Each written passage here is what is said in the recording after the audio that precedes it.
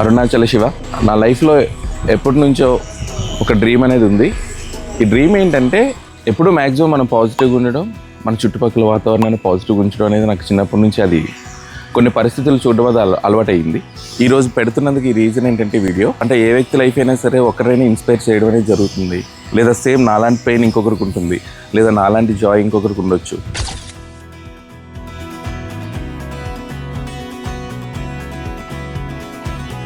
So ఈ క్రమంలో నేను ఏమనుకుంటున్నానంటే ఇన్స్టాగ్రామ్లో ఎప్పటి నుంచో వీడియోస్ చేయమని నన్ను అడుగుతున్నప్పుడు నేను ఇది సోషల్ సర్వీస్ గురించి ఇంతవరకు కూడా చేశాను.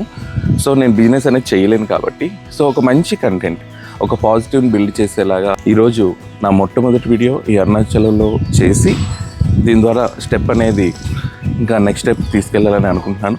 సో దానికి మీ అందరి సపోర్ట్ అలా అని చెప్పేసి నేను ఏదో లైక్స్ కోసం షేర్ల కోసం కాదు, కేవలం ఒక పాజిటివ్ వర్డ్స్ని స్ప్రెడ్ చేయడం కోసం.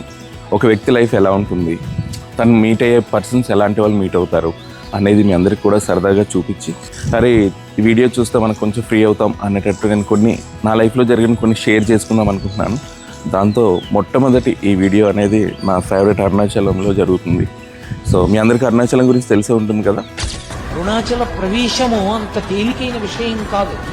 అరుణాచలంలోకి వెళ్ళాడు అంటే వాడికి ఏదో అధికారం ఉంది, పరమేశ్వరానుగ్రహాన్ని పొంది ఉన్నాడని గుర్తు. సో నేను ఎక్కువగా రెగ్యులర్గా రావడం జరుగుతుంది. ఈరోజు ఇక్కడ ఏం చేసినా అన్ని మంచిగా జరుగుతాయని నేను గట్టిగా నమ్ముతాను. Thank you so much.